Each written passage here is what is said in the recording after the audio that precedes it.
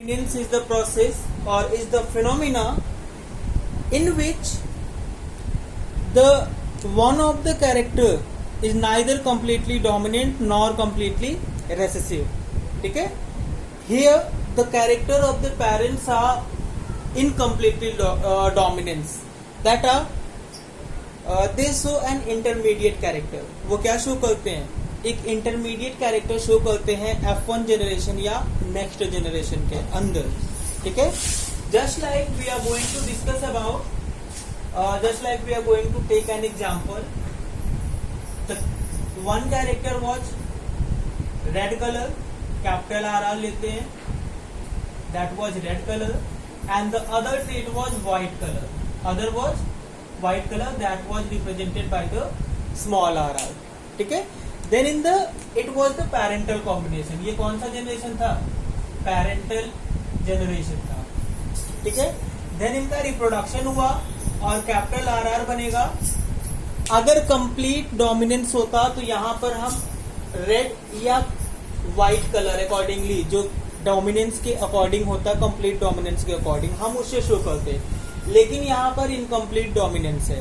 Incomplete dominance के case में जो ऑफस्प्रिंग बनेगा वो आर आर जो होगा हेट्रोजाइगस कंडीशन में, ये कोई इंटरमीडिएट कलर होगा. इंटरमीडिएट कलर होगा. रेड और व्हाइट का इंटरमीडिएट कलर बेसिकली हमारा पिंक आता है. ठीक है? डार्क पिंक या लाइट पिंक डिपेंडिंग अपॉन की क्या है. ठीक है? तो यहाँ पर क्या हुआ, कोई भी कैरेक्टर कंप्लीट डोमिनेंस नहीं शो कर रहा है. It's showing the incomplete dominance. ये कैसा डोमिनेंस शो कर रहा है? इनकम्प्लीट डोमिनेंस शो कर रहा है. ठीक है? इन केस ये इनकम्प्लीट डोमिनेंस शो करने पर F1 जनरेशन कैसी बनेगी? जो हेट्रोजाइगस कंडीशन बनती है. हेट्रोजाइगस कंडीशन में कोई इंटरमीडिएट कैरेक्टर आएगा. क्या आएगा? Intermediate character. जैसे कि हाइट के केस में होता तो वहां पे हाइट डोमिनेंट ट्रेट या एक पेरेंट से कम और दूसरे पेरेंट से ज्यादा आती है. Clear? So it was about the F1 generation. F2 generation में जब इनकी सेल्फिंग होगी, क्या होगी? सेल्फिंग होती है. In that case of selfing यहां पर जो ऑफस्प्रिंग बनेंगे capital R, small R according to their mother और father. These are capital are,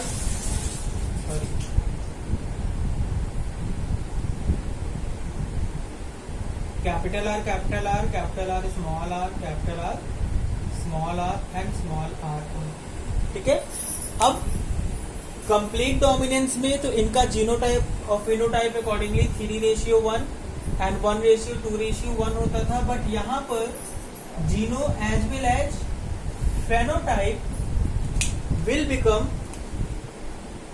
red ratio, pink या इंटरमीडिएट कैरेक्टर, रेशियो जो रेसेसिव कैरेक्टर है व्हाइट, इट विल बिकम 1:2:1. ये कैसे हो जाएगा? 1:2:1 हो जाएगा. तो ये फिनोमिना है इनकम्प्लीट डोमिनेंस का. कैसा है? इनकम्प्लीट डोमिनेंस का. तो इनकम्प्लीट डोमिनेंस में बेसिकली कोई इंटरमीडिएट कैरेक्टर बनता है. इनकम्प्लीट डोमिनेंस में बेसिकली क्या बनता है?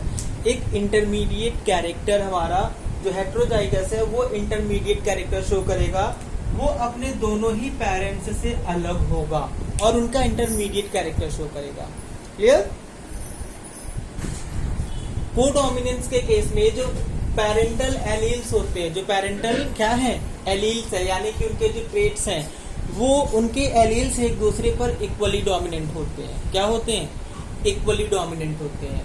And since they are equally dominant, so they both of the allele are going to show their traits. दोनों ही एलील क्या करते हैं? अपने ट्रेट को शो करते हैं, अपने कैरेक्टर्स को शो करते हैं. Clear? Just like we are going to discuss, we can take the same example. लेकिन ध्यान दीजिएगा कि यहाँ इस केस में एग्जांपल्स बदल जाएंगे. जैसे इनकम्प्लीट डोमिनेंस हमने मिराबिलिस जलापा के ऊपर पढ़ा था, ठीक है, या स्नैपड्रैगन प्लांट के ऊपर पढ़ा था. तो कोडोमिनेंस को एक्सप्लेन करने के लिए हम एग्जांपल सेम ले सकते हैं, लेकिन एग्जांपल का नाम नहीं लिखेंगे कि मिराबिलिस जलापा में कोडोमिनेंस को भी एक्सप्लेन कर रहे हैं. यहाँ पर क्या हुआ? Just example that we are going to take the red and white colour as the parental combination. जिससे कि हमने क्रॉस कराया, जिससे कि हमने क्या कराया, क्रॉस कराया। F1 जनरेशन में जो कैरेक्टर जो ऑफस्प्रिंग बनेंगे वहां पे को डोमिनेंस की वजह से दोनों ही पेरेंट का कैरेक्टर आपको शो होगा। यहाँ पर हमने कलर लिया है तो हमें ऑफस्प्रिंग पे रेड एंड व्हाइट कलर या अकॉर्डिंगली जो भी पेरेंटल कॉम्बिनेशन है उसके पैचेज मिलेंगे, उसके क्या मिलेंगे, पैचेज मिलते हैं। ठीक है, इन पैचेज के मिलने की वजह से, किसकी वजह से, इन पैचेज के मिलने की वजह से इसका जो कैरेक्टर होगा वो पेरेंट से बिल्कुल अलग हो जाएगा, पेरेंट से बिल्कुल क्या होगा, अलग हो जाएगा। ठीक है, फिर इसकी जब सेल्फिंग होगी तो F2 जनरेशन में, यहाँ पे जनरेशन नहीं मेंशन किया, F1 generation, F2 generation. F2 generation में क्या होगा, जो पेरेंटल कॉम्बिनेशन है वो अगेन 1:2:1 में शो होता है। अगेन किसमें, 1:2:1 में। लेकिन यहाँ पर 1 हमारा पेरेंटल कॉम्बिनेशन, 2 हमारा जो इंटरमीडिएट पैचेज है, यहाँ पे इंटरमीडिएट कलर नहीं है, जो पैचेज है, ठीक है, वो हमें शो होते हैं। और फिर हमारा क्या होता है, फिर 1 के रेशियो में हमारा रेसेसिव कैरेक्टर भी यहाँ पे हमें शो होता है। यहाँ तक क्लियर। देखते हैं कि ब्लड ग्रुप के लिए more than 2 alleles are responsible, so it is a condition of multiple allelism also. अब यहाँ पे मल्टीपल एलेलिज्म के केस में या कोडोमिनेंट शो करने के लिए हमने आइडेंटिफाई किया कि IA and IB are codominant over each other, ये दोनों इक्वली डोमिनेंट होते हैं और ये दोनों ही डोमिनेंट है स्मॉल आई यानी कि थर्ड एलील के ऊपर। ठीक है, ये दोनों क्या है, इक्वली डोमिनेंट है। ये दोनों क्या है, इक्वली डोमिनेंट है। ठीक है, तो अब ब्लड ग्रुप ए के लिए क्या क्या हो सकता है, 2 कंडीशन होती है, एक होमो एलिलिक और दूसरा हेट्रो एलिलिक। एक होमो एलिलिक कंडीशन हो सकती है ब्लड ग्रुप ए के लिए और दूसरी हेट्रो एलिलिक कंडीशन हो सकती है ब्लड ग्रुप ए के लिए। ठीक है, होमो एलिलिक कंडीशन में ये IA टाइप हो सकता है और हेट्रो एलिलिक में IA टाइप हो सकता है। Again IB IO, AB is possible only in heteroallelic condition, ठीक है, and it is possible only in this condition. ठीक है, blood group O is possible only for the IO condition, and these A और B are responsible for a particular antigen. ये एक particular antigen form करते हैं, antigen की presence के behalf पे हम ब्लड ग्रुप को डिसाइड करते हैं। तो वो एंटीजन इन दोनों में से किसी भी एलिलिक कंडीशन की प्रेजेंस की वजह से हो सकता है। तो इस तरीके से हमारा ब्लड ग्रुप डिसाइड होता है। अब यहाँ पे कोडोमिनेंस इस केस में आता है।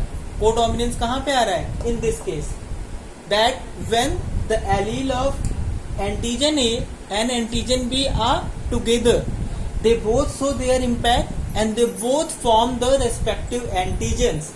IA से एंटीजन A बनेगा, IB से एंटीजन B बनेगा।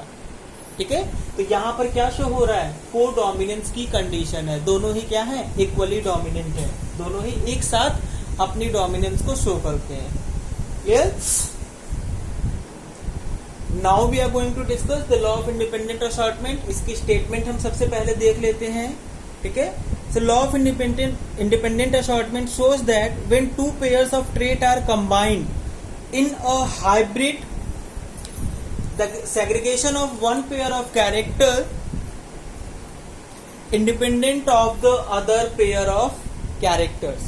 ठीक है, in dihybrid cross also certain new combinations are formed. इसमें कुछ न्यू कैरेक्टर्स भी फॉर्म होते हैं, जिसके लिए सबसे पहले हमने क्या लिया, एग्जाम्पल से शो करने के लिए dominant character round yellow, dominant trait round yellow लिया और रेसेसिव ट्रेट हमने रिंकल्ड ग्रीन लिया। ये दोनों ही हमारे राउंड येलो हमारा सीड का शेप था, राउंड एंड रिंकल्ड हमारा सीड का शेप था और येलो एंड ग्रीन हमारा सीड का कलर था, जिसके बिहाफ पे फिर हमने इनका जब क्रॉस कराया या इनके बीच में क्रॉस हुआ, ठीक है, तो फिर यहाँ पे हमारा क्या बना, F1 जनरेशन में राउंड येलो टाइप का हाइब्रिड बना। ये क्या है, प्योर है या हाइब्रिड है, सो इट इज हाइब्रिड। ठीक है, फिर नेक्स्ट जनरेशन में इसकी सेल्फिंग होगी। क्या होगी? सेल्फिंग होगी। तो सेल्फिंग करने के लिए अब F2 जनरेशन में हमें चेकर बोर्ड बनाना होगा, और डाई हैब्रिड क्रॉस में जो चेकर बोर्ड के बॉक्सेज होते हैं वो 16 बॉक्सेज होते हैं। सो चेकर बोर्ड फॉर्म करने के बाद हमने क्या किया? गैमेट्स को फॉर्म किया। ये सारे क्या शो हो रहे हैं? गैमेट्स फॉर्म हो रहे हैं। ठीक है। तो टोटल हमें पता है कि डाई हैब्रिड क्रॉस है, 8 गैमेट बनने चाहिए। तो 8 गैमेट हो गए, capital R capital Y, capital R small Y, capital small R capital Y and small R small Y. Clear? ये हमारे 4 कैरेक्टर मेल से बने और 4 गैमेट हमारे इसी तरीके से फीमेल से फॉर्म होंगे। आफ्टर द फॉर्मेशन अब इनका ट्रेड फॉर्मेशन करते हैं कि पॉसिबल ट्रेड क्या बनने वाला है। So here it is capital R capital Y, capital Y, capital R capital Y, small Y, capital R small R, capital Y and capital R small R, capital Y and small Y. ठीक है। जब हमने checker board को complete किया, ठीक है, die hybrid cross के लिए, देन वी फाइंड कि राउंड येलो टाइप के 9 कैरेक्टर मिले, रिंकल येलो एक नया कैरेक्टर 3 मिला, राउंड ग्रीन एक नया कैरेक्टर अगेन ये भी हमें 3 मिले, और रिंकल्ड ग्रीन हमें 1 मिला। तो हमारा ये दोनों तो पेरेंटल कॉम्बिनेशन था जो हमने पेरेंटल जनरेशन में लेके चला था, but these two are the new combination. These are form due to the independent assortment. Independently जो एलील्स थे वो एक दूसरे से जब असॉर्ट हुए, एक दूसरे से कंबाइन हुए, तो सर्टेन न्यू कैरेक्टर्स का भी फॉर्मेशन हुआ। प्लांट्स के अंदर सर्टेन किसका? न्यू ट्रेट्स का, न्यू कैरेक्टर्स का फॉर्मेशन हुआ, एक नया कॉम्बिनेशन बना। So this proves the third law of inheritance, that is the law of independent assortment. Clear?